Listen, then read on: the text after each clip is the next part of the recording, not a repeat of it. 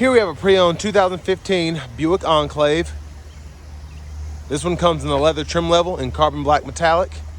And then we have the ebony with ebony accent leather interior. For the powertrain, we get a 3.6 liter naturally aspirated direct injection V6. That's made it to a 6-speed automatic transmission. This particular model just has a little over 78,000 miles, so we'll see how it's held up over the years. As we come around to the front end, we do get our LED daytime running lights, LED fog lights, as well as our high-intensity discharge headlamps, and a nice sophisticated front end here for the Enclave. Probably one of my favorite body styles, even after the new ones have come out, compared to that one over there. Just something about this, I don't know what it is, but down here we have 19-inch aluminum wheels. Of course, it started to rain as soon as I started filming, so just bear with me, please. Memory seat functions are here: power door locks, rear window lock, power windows, power mirrors. Blind spot monitors are on this one as well. Like the trim here, very pretty purple there. Headlamp controls are here. We have a foot pedal parking brake, hood release, and then a manual tilt telescoping steering wheel. Here's the power driver seat with two-way power lumbar support. And I think for the year and mileage, the leather's held up pretty nicely. But I have that seat up front adjusted for someone of my size, being 6'3" with longer legs. So we're gonna check out the rear seat room here in a minute.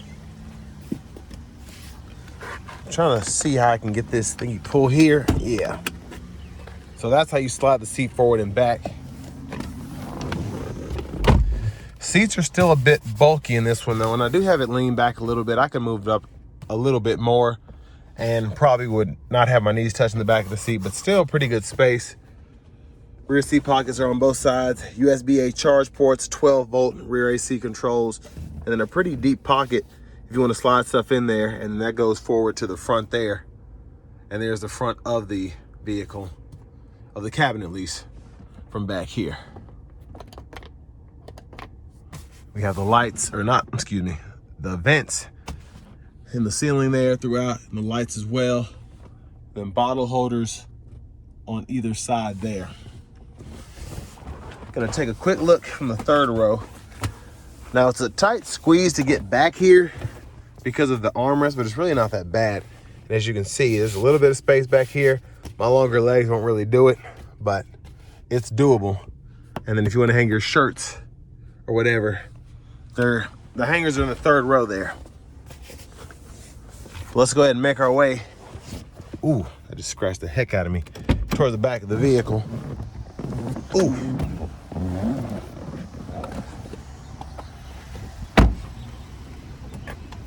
Fuel cap there. I gotta beat myself up pretty bad on the back of that seat.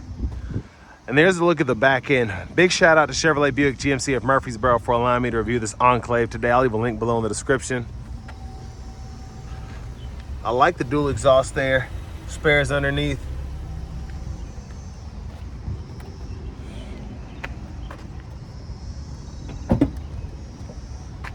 Liftgate still works pretty well. And then if you want to fold this third row down, you want to make sure those seats up front are up so that it can fold flat, but you can see the difference between when the third row is folded down and when it's folded up. So you still have a lot of space behind the third row, I think, even with the seat up, but just having the seat down just gives you that much more space there.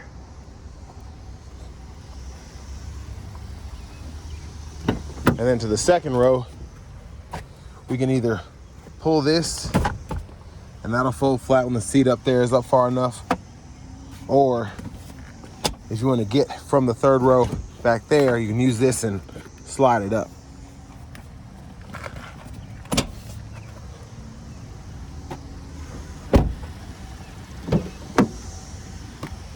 And that just shows you how much space you can get up here. This is the power front passenger seat, which is pretty adjustable.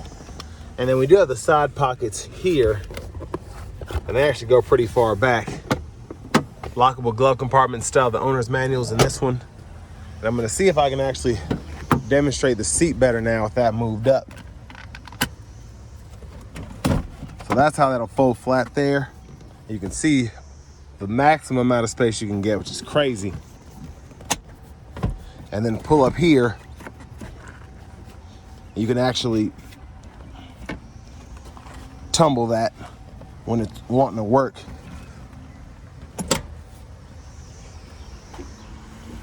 Might have just needed a little bit more elbow grease, but I only have one hand. So as we come back around to the front, release there, 3.6 liter V6 tucked away in there. Hydraulic on the hood still is in great shape.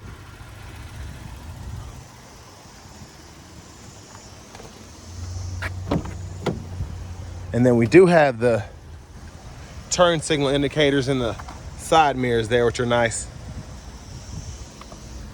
But we're gonna go ahead and hop in the driver's seat. So I love the leather wrap steering wheel with the wood grain.